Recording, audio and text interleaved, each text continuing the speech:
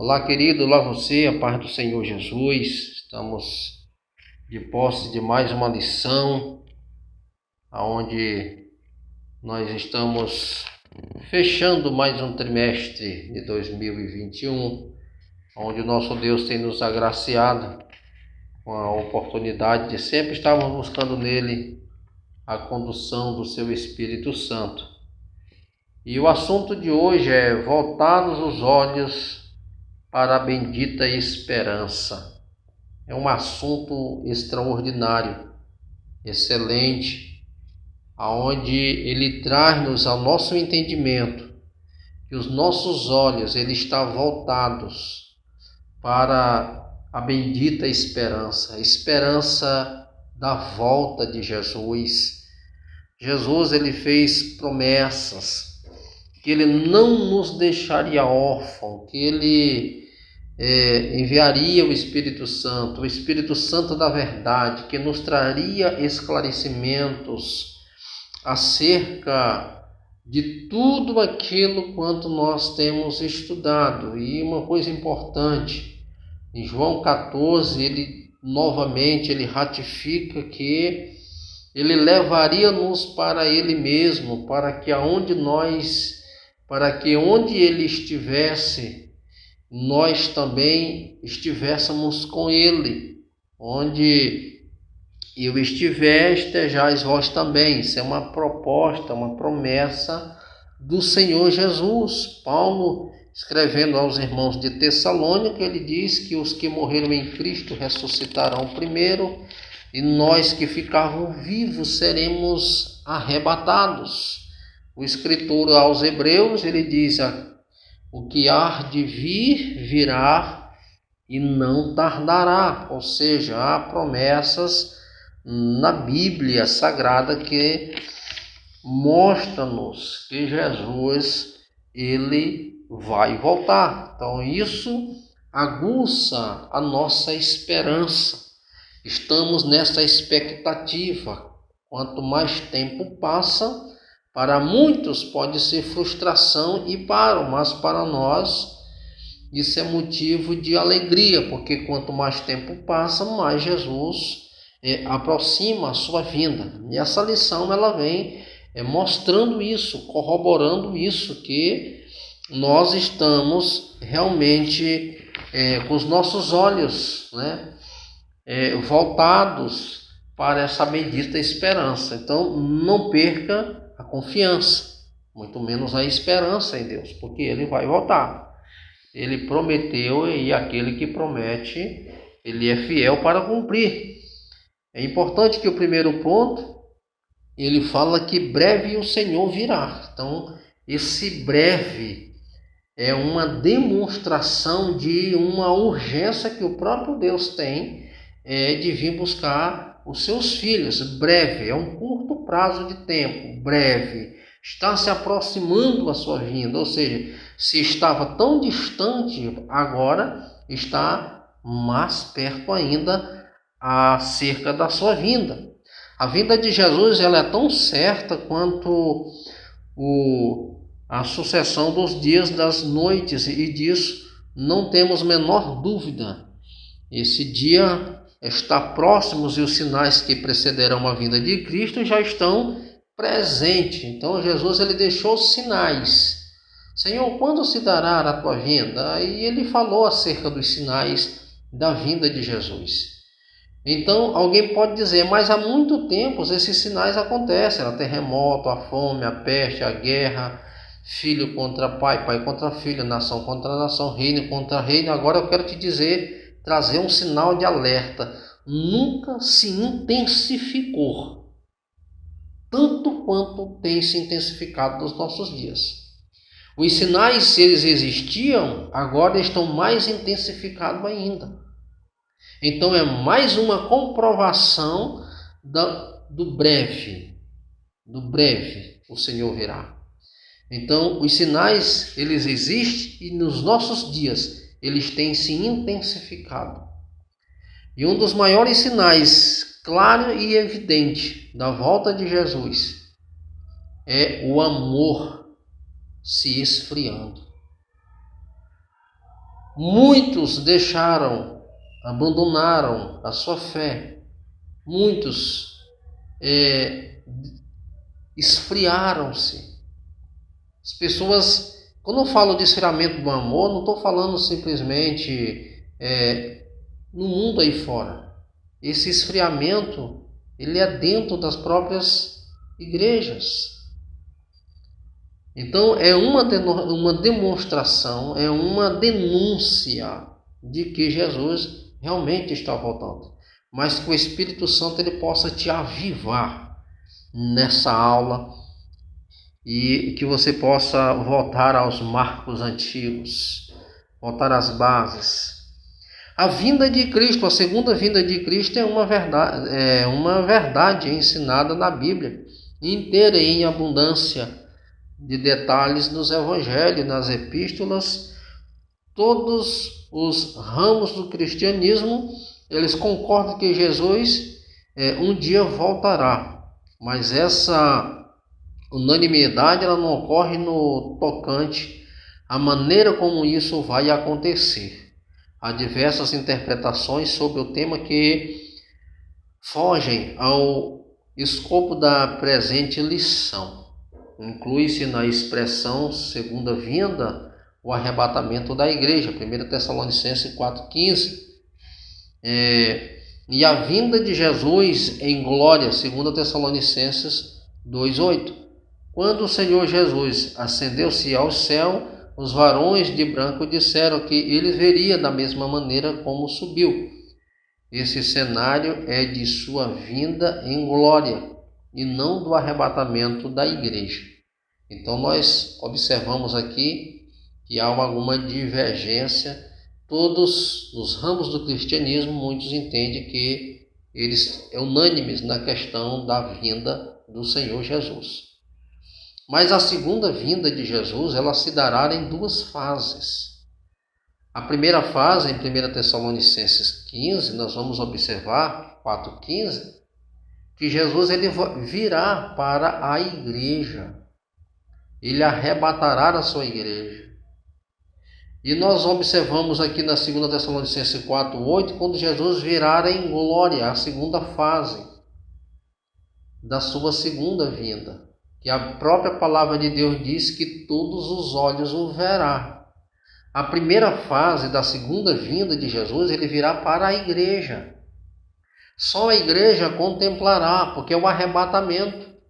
O próprio Jesus, ele fez menção acerca do arrebatamento, ele diz, olha, 2 estarão no campo, um será tomado e o outro será deixado. Dois estarão em uma cama, um será tomado e o outro será deixado. Jesus diz, 2 estarão em um moinho, um será tomado e o outro. Ele está dando um exemplo do arrebatamento da igreja. Porque nem todos subirão, porque nem todos confessaram a Cristo como Senhor e Salvador da sua vida. Infelizmente é doloroso, mas para aqueles que não confessaram, eles ficarão. Mas Jesus ele deu um exemplo disso. Os textos, os exemplos que eu dei, 2 estarão em um lugar, um será tomado e o outro será deixado. E a volta de Jesus é algo tão eminente que nós não podemos duvidar e muito menos escapar desse acontecimento que realmente acontecerá. O dia se aproxima, uma coisa interessante que, como eu falei no início, quanto mais tempo passa, mais se aproxima a vinda de Jesus. Então, o terceiro item diz, o dia se aproxima. Sabemos que a vinda de Jesus está próxima pelos sinais claros que o Senhor Jesus nos deixou. Pregamos por toda a parte que Jesus breve vem, e essa mensagem está em nossos hinos congregacionais e nos diversos cânticos inspirados nas Escrituras. Ninguém sabe o dia nem a hora, mas o Senhor Jesus deixou sinais claros e evidentes que mostram que esse dia está próximo. Os principais são a efusão do Espírito Santo numa promessa para os últimos dias. Em Atos 2, 16 ao 21, e que a partir do avivamento da Rua Azusa tenha espalhado pelo mundo inteiro. Os pentecostais são o maior movimento protestante do mundo. E outros sinais evidentes, a fusão dos estados de Israel, Lucas 21, 29 a 31, que desde 1948 ostenta a sua bandeira tremulando na sede das Nações Unidas como estados soberanos. Então são sinais claríssimos acerca da vinda do Senhor Jesus. Então nós estamos vendo esses sinais se cumprindo, entendemos que breve Jesus voltará. E agora eu quero te fazer uma pergunta. O que está faltando para Jesus voltar? Diante de tantos sinais claros e evidentes, que a igreja que está conectada com esses sinais e nas Escrituras, ela está atenta, ela está ligada a esses sinais.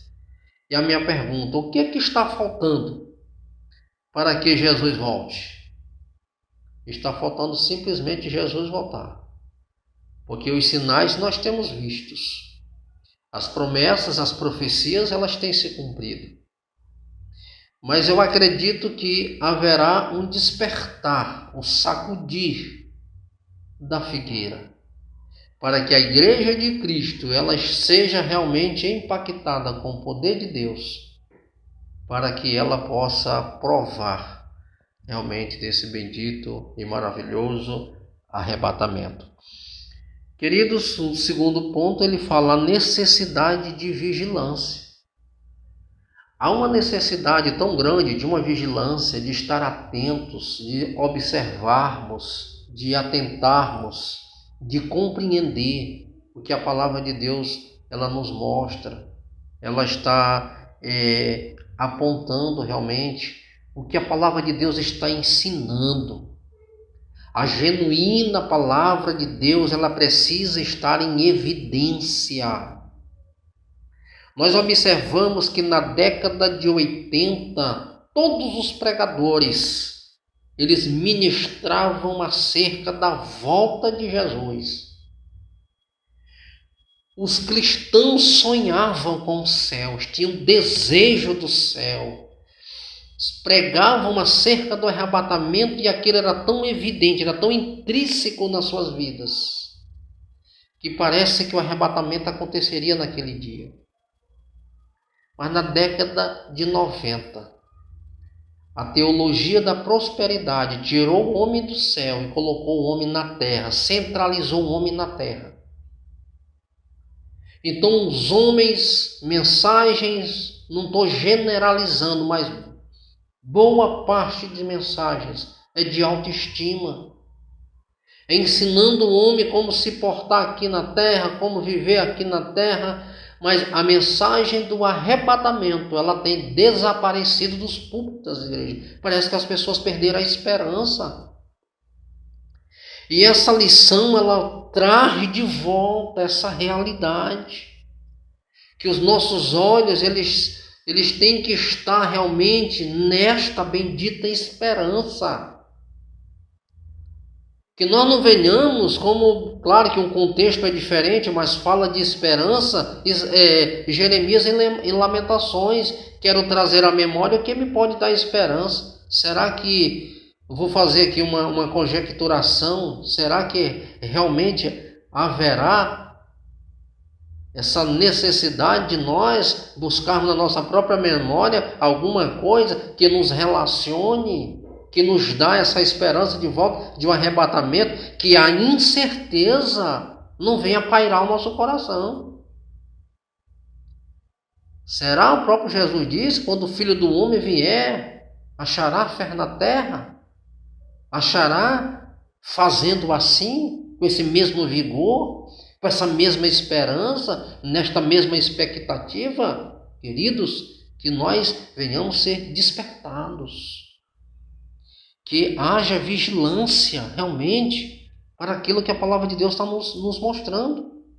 A vigilância se faz necessária, porque ninguém sabe o dia e a vinda de Jesus.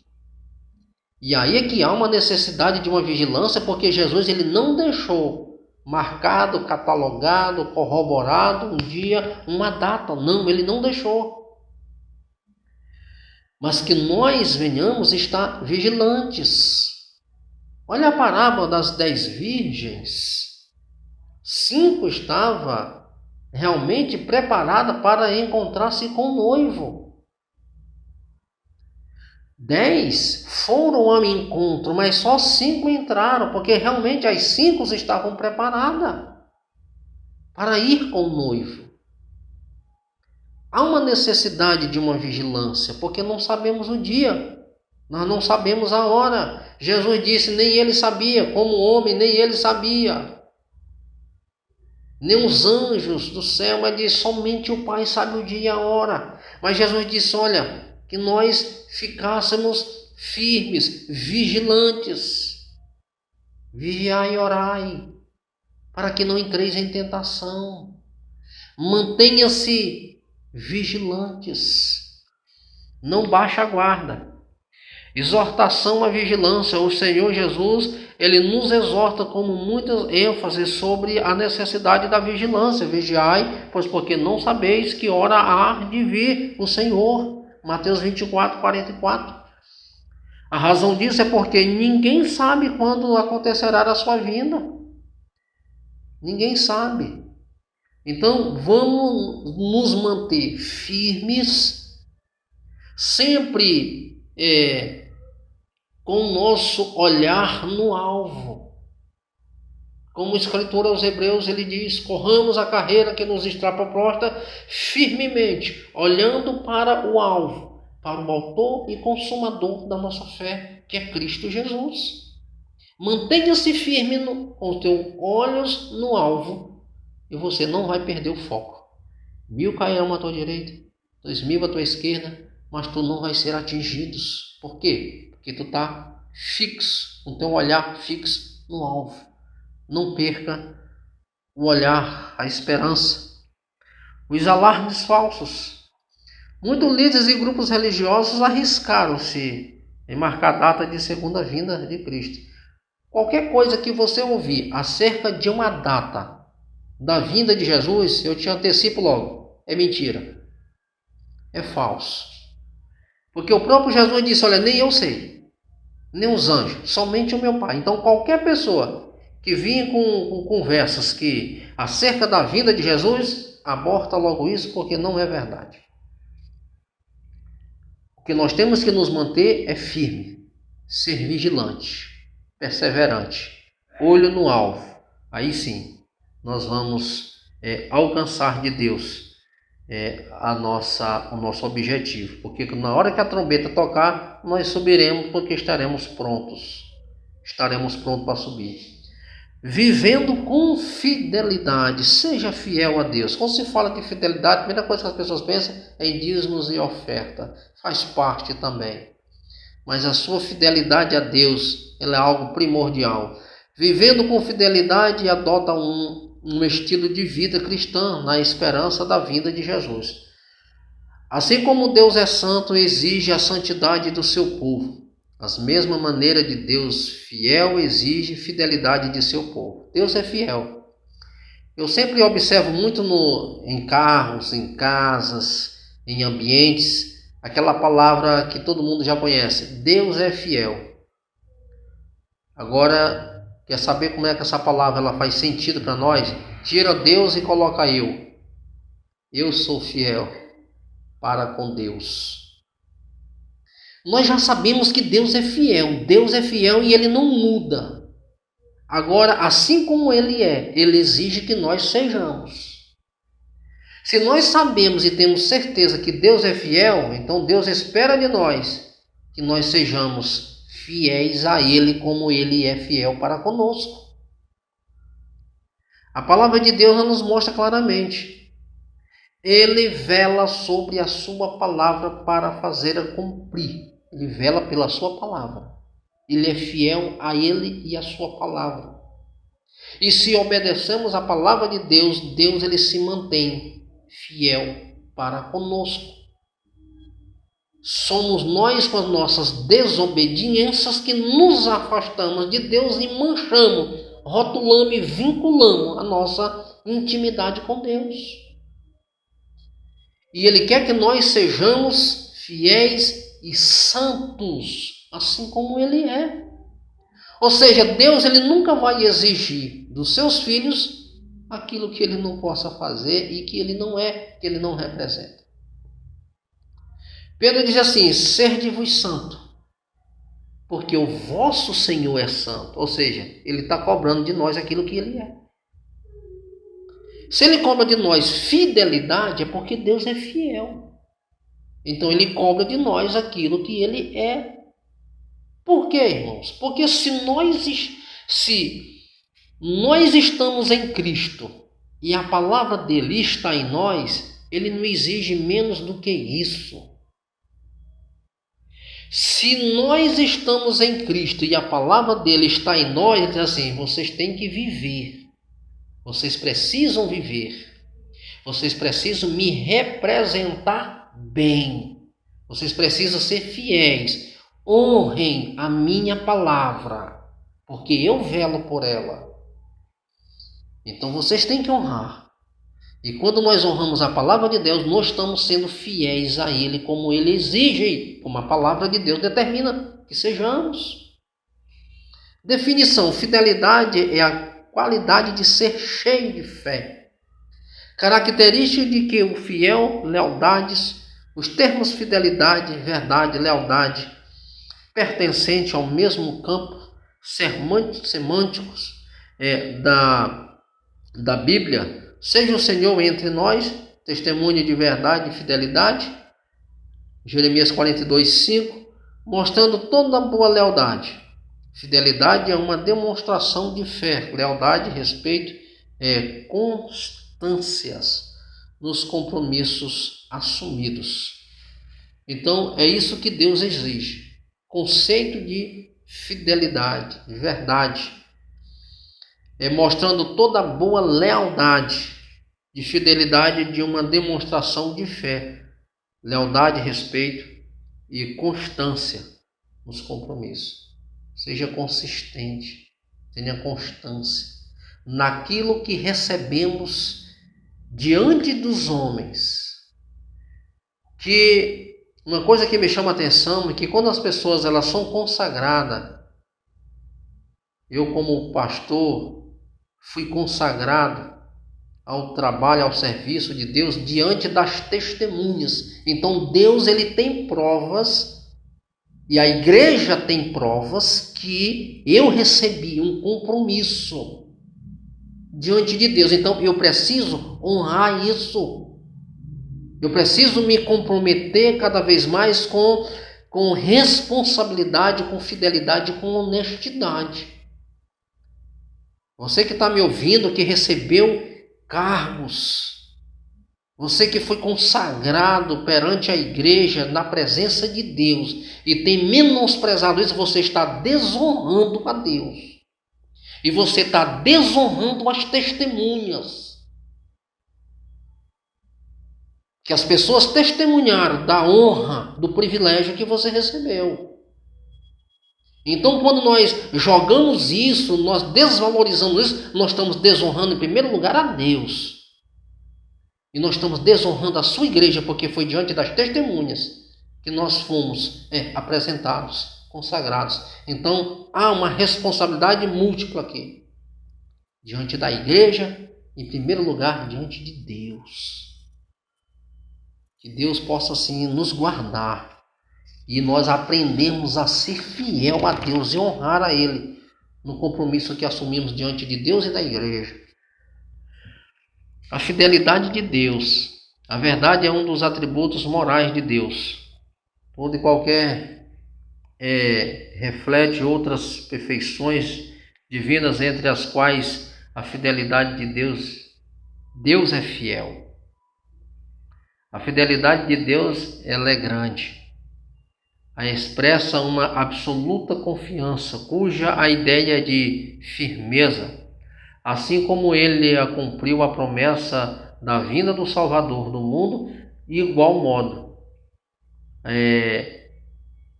de igual modo a vinda do Salvador.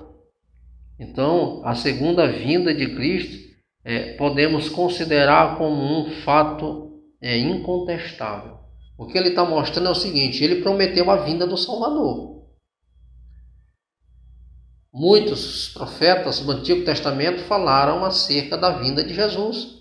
O Antigo Testamento ele sempre aponta para a vinda de Jesus. Lá no Éden nós vimos a primeira promessa. Da semente dessa mulher caída aí vai nascer um, que esmagará a cabeça da serpente. Então a primeira promessa acerca da vinda de Jesus. Então no longo dos tempos as promessas elas foram se intensificando acerca da vinda de Jesus. O profeta Isaías foi um dos profetas que mais falou acerca da vinda de Jesus, do nascimento, da vida de Jesus. O menino já nasceu e um filho se ele nos deu. Nós vemos Isaías capítulo 6, versículo 9 em diante, 9 melhor dizendo. E nós vimos ali muitas coisas acerca de Cristo no Antigo Testamento. E o que o comentador está dizendo é o seguinte: ele fez a promessa e ele cumpriu, Jesus veio. E assim como ele falou acerca da segunda vinda dele, ele também vai vir. Ou seja, se muitos estão deixando de acreditar, se muitos não acreditam mais, se muitos não pregam mais sobre isso, você está cometendo um erro, porque é evidente e é eminente a vinda de Jesus. Assim como ele veio na promessa de um grande libertador e viria e libertou o povo, ele também vai vir buscar o povo que ele libertou. Então, sem sombra de dúvida, Jesus vai voltar. A fidelidade como virtude cristã. Os atributos morais de Deus são aqueles cujas ressonâncias da reflexo são vistas nas escrituras humanas, e fidelidade é uma das virtudes cristãs proveniente do Espírito na vida do crente. Essa verdade é sinais em toda a Bíblia, da maneira direta nos relatos históricos e proféticos, nas parábolas, em ilustrações como importante virtude na vida de Cristo. Então a fidelidade como virtude cristã. Ele vem, não tem como negar isso. Tempos e estações. Jesus responde a pergunta dos discípulos ampliando o horizonte desse reino. Não vos pertence saber os tempos, as estações. Essa resposta foi dupla. Tempo, no grego, nessa passagem, cronos, significa um longo período. Haveria um espaço de tempo para a pregação do Evangelho entre a descida do Espírito Santo e a vinda de Cristo. Há estações nesses versos, kairos, que significa ocasião e se refere aos eventos críticos que devem acompanhar o estabelecimento do reino. Tempos e estações são prerrogativas de Deus. Então, Jesus disse: olha, não compete vocês saber os tempos e as estações. Ou seja, essas coisas não compete a vocês saber. Mas uma coisa que nos mostra é que aquilo que pertence à igreja, que a igreja deve fazer, é ministrar a palavra, continuar pregando o Evangelho, ensinando, introduzindo nas pessoas o Evangelho do Reino, para que elas compreendam de fato que Jesus ele está voltando. Querido, nós chegamos mais final de uma lição. Que Deus continue se abençoando a tua vida, que essa palavra seja bênção para você, que você realmente possa estar firmado em Deus e com seus olhos fixos, né? Como diz aqui o tema da nossa lição, claramente, que os nossos olhos eles possam realmente voltados os olhos para a bendita esperança. Não perca a esperança, mas permaneça em Cristo Jesus. Que Deus te abençoe, em nome do Senhor Jesus. Amém.